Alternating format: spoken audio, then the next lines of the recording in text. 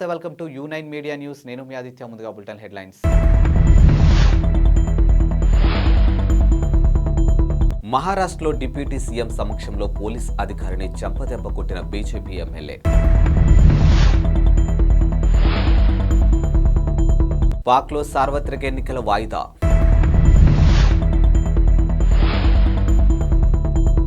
బంగ్లాదేశ్ విషాదం. ప్యాసింజర్ రైల్లో మంటలు చెలరేగి 5గురు సజీవ దహనం.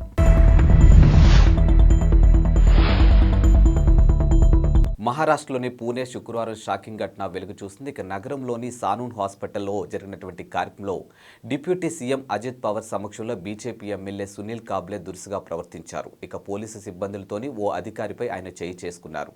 సహనం కోల్పై చెంపదెబ్బ కొట్టారు. ఇందుకు సంబంధించినటువంటి వీడియో సోషల్ మీడియాలో వైరల్గాను మారింది. కార్యక్రమం ముగిసిన తర్వాత సునీల్ కాబ్లే వేదిక నుంచి బయలుదేరిన సమయంలో ఈ ఘటన జరిగింది.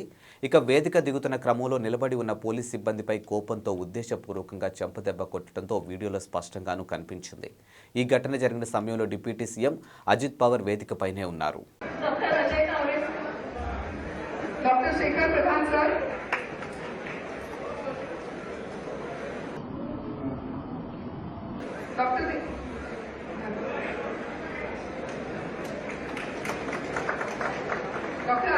పాక్లో సార్వత్రిక ఎన్నికలు వాయిదా పడ్డాయి. ఇక ఫిబ్రవరి 8న జరగాల్సినటువంటి ఎన్నికలను భద్రతాపరమైన కారణాలు, వాతావరణ పరిస్థితుల రీత్యా వాయిదా వేసేందుకు పాక్ సెనెట్ నిర్ణయించింది. ఈ మేరకు సెనెట్లో ప్రవేశపెట్టినటువంటి తీర్మానానికి మెజారిటీ సభ్యులు ఆమోదం తెలిపారు. ఇక సెనేటర్ దిలావర్ ఖాన్ ఈ తీర్మానాన్ని ప్రవేశపెట్టగా సమాచార శాఖ మంత్రి ముర్తాజా సొలంగి PML సెనేటర్ ఆప్షన్ ఉల్లాంగ్ దీన్ని వ్యతిరేకించారు. ఇక ప్రజలకు రాజ్యాంగం ఓటు హక్కు కల్పించిందని, స్వేచ్ఛాయుత వాతావరణంలో ఎన్నికలు నిర్వహించాల్సి ఉందని తీర్మానంలో ప్రస్తావించారు. అన్ని ప్రాంతాల వారు ఎన్నికల్లో పాల్గొనేలా చూడాలని పేర్కొన్నారు. పాక్లో చలి తీవ్రత ఎక్కువగా ఉండే జనవరి, ఫిబ్రవరి మాసాల్లో బలోచిస్తాన్ ప్రావిన్స్ ఓటర్ల స్పందన తక్కువగా ఉండవచ్చని తీర్మానంలో అభిప్రాయపడ్డారు. ఈ విషయంపై పలు రాజకీయ పార్టీలు ఆందోళన వ్యక్తం చేసిన విషయాన్ని కూడా తీర్మానంలోనూ ప్రస్తావించారు. ఇటీవలే ఉగ్రవాదుల దాడుల నేపథ్యంలో ప్రచారంలో పాల్గొనే రాజకీయ నాయకులు భద్రతపై కూడా తీర్మానంలో ఆందోళన వ్యక్తమైంది. ఇక ప్రముఖ నాయకులకు ప్రమాదం పొంచి ఉందని అంతర్గత వ్యవహారాల శాఖ హెచ్చరికలు కూడా తీర్మానంలోనూ పేర్కొన్నారు. ఇక బైబర్ బలోచిస్తాన్ ఉగ్రవాదులు పెరిగినటువంటి పైనన్ని ప్రస్తావించారని, ఈ సమస్యలు పరిష్కరించకుండా ఎన్నికలు నిర్వహించడం ప్రాథమిక హక్కుల ఉల్లంఘన కిందకు వస్తుందని సెనెట్ అభిప్రాయపడింది. ఈ మేరకు ఎన్నికల వాయిదా తీర్మానాన్ని మెజారిటీ సభ్యులు అనుకూలంగా ఓటు వేశారు. బంగ్లాదేశ్ రాజధాని ఢాకాలో విషాదకర ఘటన జరిగింది. ఇక ప్యాసింజర్ రైలులోంచి మంటలు చెలరేగి 5గురు వ్యక్తులు సజీవ దహనం అయ్యారు. ఇక బైసోర్ నుంచి రాజధాని ఢాకాకు చేరుకున్నటువంటి బైనాపోల్ ఎక్స్ప్రెస్లో ఒక్కసారిగా మంటలు చెలరేగడంతో ఈ ప్రమాదం జరిగింది. కనీసం 4 కోచ్లో మంటలు వ్యాపించాయని అగ్నిమాపక అధికారి రగ్బుల్ హసాన్ వెల్లడించారు. ఇక 5గురు చనిపోయారని, వారి మృతదేహాలను గుర్తించామని పోలీస్ కమాండర్ ఆల్ మెయిన్ మీడియాకు తెలిపారు. ఇక ఢాకాలోని ప్రధాన రైల్వే టెర్మినల్ గోపీబాగ్ వద్ద రైలులో మంటలు చెలరేగినట్లు ప్రత్యక్ష సాక్షులు చెబుతూ ఉన్నారు. వందలాది మంది పరిగెత్తుకొచ్చి మంటల్లో కాలిపోతున్న ట్రైన్ నుంచి చాలా మంది ప్రయాణికులు బయటకు లాగారని వెల్లడించారు. ఇక మంటలు చాలా త్వరగా వ్యాపించాయని వివరించారు. కాగా ఈ రైల్లో కొందరు భారతీయులు కూడా ఉన్నట్లు స్థానిక మీడియా రిపోర్టులు వెల్లడించాయి. జాతీయ ఎన్నికలను బహిష్కరించాలంటూ ప్రతిపక్షాల నిరసనలు తెలుపుతున్న సమయంలో జరిగిన ఈ ఘటనలో కుట్రకోణంపై పోలీసులు అనుమానాలు వ్యక్తం చేస్తూ ఉన్నారు.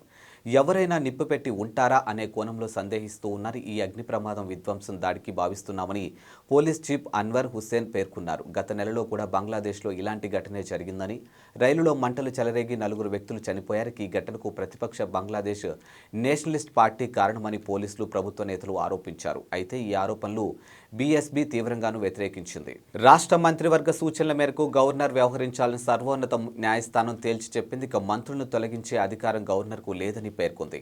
తమిళనాడు మంత్రి వి సెంధిల్ తొలగింపు కేసులో మేరకు తీర్పు వెలువరించింది. ఇక రవాణా శాఖలో ఉద్యోగుల పేరిట నిరుద్యోగుల నుంచి భారీగా సొమ్ము వసూలు చేశారన్న ఆరోపణలపై మంత్రి సెంధిల్ బాలాజీని ఈడీ అధికారులు గత జూన్ 13న అరెస్ట్ చేశారు. దీంతో మంత్రిని కేబినెట్ నుంచి బర్తరఫ్ చేస్తూ గవర్నర్ ఆర్ఎన్ రవి ఆదేశాలు జారీ చేశారు. ఈ ఆదేశాలను మద్రాస్ హైకోర్టు పక్కన పెట్టింది. మంత్రి అరెస్ట్ అయ్యాక కూడా మంత్రివర్గంలో కొనసాగుతున్న సవాలు చేస్తూ ఎంఎల్ రవి అనే న్యాయవాది దాఖలు చేసిన పిటిషన్ను కోర్టు పరిగణలోకి తీసుకోలేదు. ఇక దీంతో సదరు న్యాయవాది సుప్రీంకోర్టును ఆశ్రయించారు.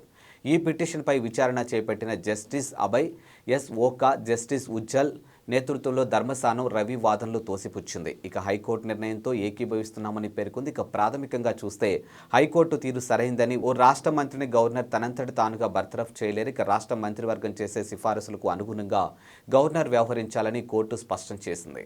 వచ్చే లోక్సభ ఎన్నికలకు అభ్యర్థులను ఎంపిక చేయడమే లక్ష్యంగా కాంగ్రెస్ పార్టీ కీలకంగా ముందడుగు వేసింది. అభ్యర్థులను షార్ట్ లిస్ట్ చేయడానికి క్లస్టర్లు వారీగా స్క్రీనింగ్ కమిటీలు ఏర్పాటు చేసింది. ఈ మేరకు హస్తం పార్టీ శుక్రవారం ప్రకటన చేసింది. ఏఐసిసి ప్రధాన కార్యదర్శులు లేదా ఇన్ఛార్జీలు, పిసిసి అధ్యక్షులు, సిఎల్పి నేతలు, రాష్ట్ర లేదా కేంద్రపాలిత ప్రాంత ఇన్ఛార్జీలుగా ఉన్నటువంటి ఏఐసిసి కార్యదర్శులు ఈ స్క్రీనింగ్ కమిటీలో ఎక్స్ అఫీషియల్ సభ్యులుగా ఉంటారని కాంగ్రెస్ ప్రధాన కార్యదర్శి కేసీ వేణుగోపాల్ ప్రకటించారు. ఇక క్లస్టర్స్ 1లో తెలంగాణ, కర్ణాటక, తమిళనాడు, కేరళ, లక్షద్వీప్, పుదుచ్చేరిలు ఉన్నాయని, ఈ క్లస్టర్ స్క్రీనింగ్ కమిటీకి హరీష్ చౌదరి చైర్మన్గా వ్యవహరిస్తున్నారని, విశ్వజిత్ కదం, జిగ్నేష్ మేవావి సభ్యులుగా ఉన్నారని, క్లస్టర్ 2లో ఆంధ్రప్రదేశ్, మహారాష్ట్ర, గోవా, ఒడిశా, అండమాన్ నికోబార్ దీవులు ఉన్నాయని, ఈ స్క్రీనింగ్ కమిటీకి మధుసూదన్ మిస్త్రీ, సూరజ్ హెగ్డే, షఫీ పరంజిల్ సభ్యులుగా ఉన్నారు. ఇక గుజరాత్, మధ్యప్రదేశ్, ఛత్తీస్గఢ్, రాజస్థాన్, ఢిల్లీ, డయ్యూ డామన్, దాద్రా నగర్ హవేలీ 3వ క్లస్టర్లో ఉన్నాయని, రజనీ పాటిల్ దీనికి చైర్మన్గా వ్యవహరిస్తున్నారని, కృష్ణ, అల్లాపూర్, వర్గత్ సింగ్ సభ్యులుగా ఉన్నారని పేర్కొన్నారు. అరేబియా సముద్రంలో సోమాలియా తీరానికి సమీపంలో ఉన్నటువంటి హైజాక్కు గురైనటువంటి వాణిజ్య నౌక ఎంవి లీలా నార్కోప్ను భారతీయ నావికా దళం కాపాడింది. ఇక నౌకలో ఉన్నటువంటి హైజాకర్ను తరిమివేసి 15 మంది భారతీయులతో సహా మొత్తం 21 మంది సిబ్బందిని సురక్షితంగా బయటకు తీసుకొచ్చింది. గురువారం సాయంత్రం ఈ నౌక హైజాక్కు గురైంది. ఇక సుమారు 6 ఆగంతకులు ఆయుధాలతో నౌకలోకి ప్రవేశించి హైజాక్ చేశారు. వెంటనే నౌకలో ఉన్నటువంటి సిబ్బంది తమను కాపాడాలంటూ ఎమర్జెన్సీ సందేశాన్ని పంపించారు. సమాచారం అందుకున్న వెంటనే భారత యుద్ధ నౌక ఐఎన్ఎస్ చెన్నైతో పాటు గస్తీ విమానాలు, హెలికాప్టర్లు రంగంలోకి దిగి వాణిజ్య నౌకను ఐఎన్ఎస్ చెన్నై చుట్టుముట్టి హైజాకర్లకు హెచ్చరికలు జారీ చేశారు. ఈ క్రమంలో మార్కోస్ కమాండోల బృందం నౌకలోకి ప్రవేశించింది. ఇక దీంతో బెదిరిపోయినటువంటి హైజాకర్లు నౌకను వదిలి పారిపోయారు. నౌకలో హైజాకర్లు ఎవరూ లేని నిర్ధారించుకున్న నేవీ కమాండోలు సిబ్బందిని సురక్షితంగా బయటకు తీసుకొచ్చారు. అనంతరం రెస్క్యూ ఆపరేషన్ ముగిసినట్టు నేవీ ఓ ప్రకటన ద్వారా విడుదల చేసింది. విజయవాడ ఎంపీ అభ్యర్థిగా వచ్చే ఎన్నికల్లో వేరే వారికి అవకాశం ఇస్తామని చంద్రబాబు తనతో చెప్పారని శుక్రవారం మీడియాకు తెలిపిన టీడీపీ నేత కేశినేని నాని ఈరోజు సంచలన ప్రకటన చేశారు. ఇక త్వరలోనే ఢిల్లీ వెళ్లి లోక్సభ స్పీకర్ని కలిసి తన లోక్సభ సభ్యత్వాన్ని రాజీనామా చేస్తానని, ఆ మరుక్షణమే టీడీపీకి రాజీనామా చేస్తానని అందరికీ తెలియజేస్తున్నానంటూ ఎక్స్ వేదికగా పోస్ట్ పెట్టారు. నేను పార్టీకి అవసరం లేదని చంద్రబాబు నాయుడు గారు భావించిన తర్వాత కూడా పార్టీలో కొనసాగడం సబబు కాదని నా భావన అని ఆయన వ్యాఖ్యానించారు.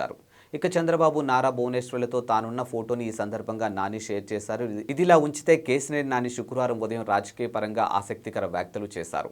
విజయవాడ ఎంపీ అభ్యర్థిగా వచ్చే ఎన్నికల్లో వేరే వారికి అవకాశం ఇస్తామని చంద్రబాబు తనతో చెప్పారని, ఈ మేరకు టీడీపీ నేతలు ఆలపాటి రాజా, నెట్టెం రఘురాం, కొనకళ్ళ నారాయణ గురువారం సాయంత్రం వచ్చి తనకు చెప్పారని అన్నారు. ఇక తిరువురులో చంద్రబాబు పాల్గొనే సభా నిర్వహణ బాధ్యతలు కూడా వేరే వారికి అప్పగించినట్లు, తనను జోక్యం చేసుకోవద్దని చెప్పారని ప్రకటించిన విషయం కూడా తెలిసిందే. కాంగ్రెస్ ప్రభుత్వం 6 గ్యారంటీలకు చట్టబద్ధత కల్పించిందని మంత్రి తుమ్మల నాగేశ్వరరావు అన్నారు. ఇక ఖమ్మంలోని 54వ డివిజన్లో శుక్రవారం నిర్వహించినటువంటి ప్రజాపాలన అభయహస్తం దరఖాస్తుల స్వీకరణ కార్యక్రమాన్ని ఆయన సందర్శించారు. ఈ సందర్భంగా ఆయన మాట్లాడుతూ ప్రజల వద్దకే పాలన తీసుకుపోవాలనే ఉద్దేశంతో తమ ప్రభుత్వం ప్రజాపాలన కార్యక్రమాన్ని నిర్వహిస్తుందని అన్నారు. రేపటితో దరఖాస్తుల స్వీకరణ ప్రక్రియ ముగుస్తుందని గుర్తు చేశారు. ఇప్పటి వరకు దరఖాస్తు చేసుకుని వారు చివరి రోజైనటువంటి శనివారం తమ తమ గ్రామ పంచాయతీ కార్యాలయాలు లేదా పట్టణాల్లో ఉన్నటువంటి వార్డు కార్యాలయాల్లో అధికారులకు దరఖాస్తులు అందించవచ్చని సూచించారు. 6 గ్యారెంటీల అమలుకు తమ ప్రభుత్వం కట్టుబడి ఉందని అన్నారు. ఇక ప్రభుత్వం ఏర్పడిన 2 రోజులకే మహిళలకు ఉచిత బస్సు సౌకర్యం కల్పించామని గుర్తు చేశారు. అలాగే రాజీవ్ ఆరోగ్యశ్రీ పరిమితిని 5 లక్షల నుంచి 10 లక్షలకు పెంచామని అన్నారు. ఇక మిగతా పథకాలు లబ్ధి కోసం ప్రజలు ఆందోళన చెందవద్దని, అర్హులైతే మీ ఇంటికే పథకాలు నడిచి వస్తాయని భరోసా ఇచ్చారు. ఈ సందర్భంగా తుమ్మల పలువురు దరఖాస్తుదారులతో ముచ్చటించారు. కనిగిరిలో ఏర్పాటు చేసినటువంటి రా కదలిరా సభలో టీడీపీ అధినేత చంద్రబాబు ఆసక్తికర వ్యాఖ్యలు చేశారు. ఇప్పుడు కొత్త విధానానికి తాను శ్రీకారం చుట్టానని వెల్లడించారు. ఇక తనతో సహా ప్రస్తుతం ఉన్నటువంటి టీడీపీ ఎమ్మెల్యేలు అందరిపైన ప్రజాభిప్రాయం తీసుకుంటున్నానని తెలిపారు. ఇక నేను బాగా పనిచేస్తున్నాను, మీకు అందుబాటులో ఉంటున్నాను, నేను మీ ఎమ్మెల్యేగా ఉండాలో వద్దో చెప్పండి అంటూ నా నియోజకవర్గ ప్రజలకు ఒక ఐవీఆర్ఎస్ సందేశం పంపించి అభిప్రాయాలు సేకరిస్తున్నామని వివరించారు. ఇక దీనివల్ల సరైన నాయకత్వం వస్తుందని, బాధ్యత కలిగిన నాయకులు వస్తారని, సమర్థవంతమైన నేతలు వస్తారని తెలిపారు. ఇక దీనిపైన ప్రజలు కూడా ఎప్పటికప్పుడు సమాచారం అందిస్తుండాలని చంద్రబాబు కోరారు. నా ఆలోచన ఒక్కటే, అందరికీ సామాజిక న్యాయం జరగాలి. ఆ సామాజిక న్యాయం కోసం నేను ముందుకు వస్తాను అని మీ అభిప్రాయాలు నిర్మోహమాటంగా తెలియచేయండి అంటూ పేర్కొన్నారు. ఏమైనా తప్పులు ఉంటే సరిదిద్దుకుంటాం, మెరుగైన నాయకత్వాన్ని అందించేందుకు ప్రయత్నిస్తామని చంద్రబాబు స్పష్టం చేశారు. సంగారెడ్డి జిల్లా రుద్రారం పరిధిలో ఉన్నటువంటి గీతం విశ్వవిద్యాలయంలో శుక్రవారం విషాదం చోటు చేసుకుంది. ఎం రేణుశ్రీ అనే బీటెక్ విద్యార్థిని కాలేజ్ ప్రాంగణంలో ఆత్మహత్య చేసుకుంది. ఇక శుక్రవారం సాయంత్రం 4 గంటల సమయంలో భవనం 5వ అంతస్తు ఎక్కిన రేణుశ్రీ ఎవరినో ఫోన్తో మాట్లాడుతూనే ఒక్కసారిగా పైనుంచి కిందికి దూకింది. ఇక దీంతో ఆమె చనిపోయింది. రేణుశ్రీ హుటాహుటిన స్థానిక ఉన్నటువంటి ఓ ప్రైవేట్ ఆసుపత్రికి తరలించినప్పటికీ ఫలితం దక్కలేదు. అప్పటికే ఆమె చనిపోయినట్లు వైద్యులు నిర్ధారించారు. కాగా ఈ ఘటనపై యూనివర్సిటీ యాజమాన్యం వెంటనే పటాన్చెరు పోలీసులకు సమాచారం అందించింది. కేసు నమోదు చేసిన పోలీసులు రేణుశ్రీ మొబైల్ ఫోన్ను స్వాధీనం చేసుకున్నారు. ఇక దర్యాప్తు మొదలుపెట్టినట్టు వెల్లడించారు. ఇక హత్యకు గల కారణాలు తెలుసుకునేందుకు ప్రయత్నిస్తున్నామని వెల్లడించారు. కాగా హైదరాబాద్ కుకట్పల్లిలో ఉన్నటువంటి శిల్పా బృందావన్ కాలనీలో ఎల్లమ్మ బండకు చెందినటువంటి ఎం రేణుశ్రీ బీటెక్ మొదటి సంవత్సరం చదువుతుంది. ఆమె ఆత్మహత్య పట్ల తల్లిదండ్రులు, తోటి విద్యార్థులు కన్నీరు మున్నీరవుతున్నారు. ఇవి వాల్టి బులెటిన్ అప్డేట్స్. మరో బులెటిన్తో మళ్ళీ కలుద్దాం. అంతవరకు సెలవు. నమస్కారం.